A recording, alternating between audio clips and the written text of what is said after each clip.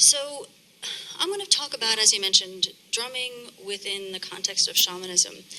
And Susan, you mentioned the idea of altering our state of consciousness. And that is one of the primary aspects of shamanic work. Shamans, shamanic practitioners need to alter their state of consciousness to perceive the spiritual or the energetic dimensions that underlie the physical. And the drum, historically and cross-culturally, has been one of the primary ways to do that, using percussion. So there's that one category. How do we shift our state to be able to perceive differently? And actually the word shaman is a word from the Tungus people of Siberia, and it literally means someone who's a spiritual healer or someone who sees in the dark. So this idea of being able to perceive differently with more than just the five senses is important. The Tuvan drum technique, the Tuvans of Mongolia, use the drum both in partnership with calling on a helping spirit, but also as a diagnostic tool, really using it directly with a client to help identify where there are imbalances in the body. And when I'm starting to do some energetic work for them, they slip into these really wonderful, deep states. And when they get up, they'll say, well, how long was I on the table? And I'll say, about 30, 40 minutes. It's like, oh my gosh, it felt like 5 minutes. Feel the vibration of the drum. Yourself relax.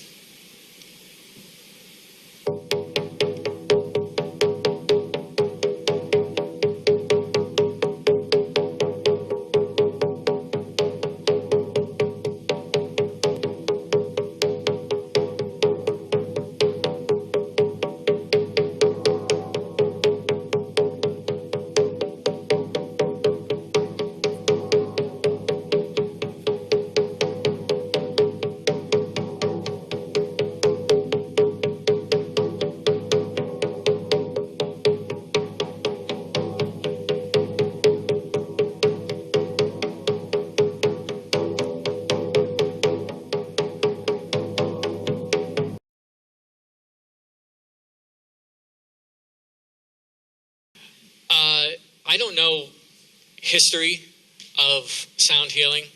I'm more just an intuitive person, and was drawn to it through being a musician and sound vibration. And I have a friend who I've known since 6th grade. He played guitar. I started as a drummer, and I would always love to get guitar feedback. I would, give me your guitar. And it's like, no, stop that. But it makes sense where, you get feedback is just a constant tone. And this is that. That was my gateway to this. I initially bought a crystal bowl, and I liked it.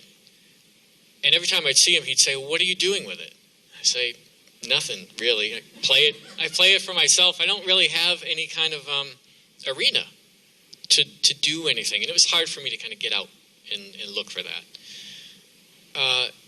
So he said, well, if you're not using that, why don't you trade it back to me for something you might like? Because the bowl you have needs a home. So I did. I said, you know what I like is Tibetan bowls.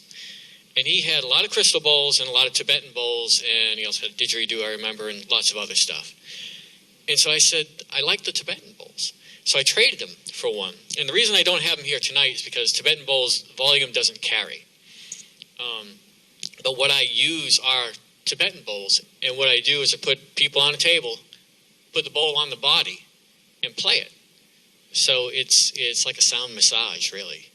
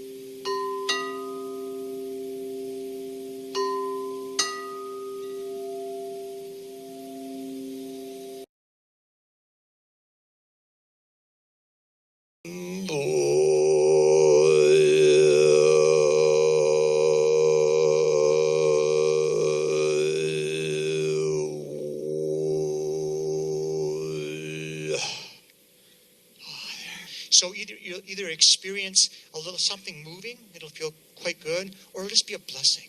It'll just be a bit of a blessing. So this is kind of what happens. I never really know what's going to happen until I come in front of the person, and then it just starts coming through, and then the angels say, "Hey, tell her this," right? And usually the message that I'm supposed to say, very, very seldom is it words. It's tell her this, and it'll be a sound. So that a sound will come to didgeridoo, and there'll be a tangible feeling. Some people can cry or be happy, or the next person says, "Whoa, yeah, I know, I need to do that, but I don't really want to," it's this kind of thing. So the didgeridoo comes from northern Australia, and it's been used for storytelling, healing, ceremonies, education, and communication for over 60,000 years. So it's interesting, it's 60,000 years of unbroken lineage that's still being used today in northern Australia. And now it's become worldwide, and it's used for all kinds of different healing modalities, sound, music, whatnot. Allowing the sound to move you, guide you.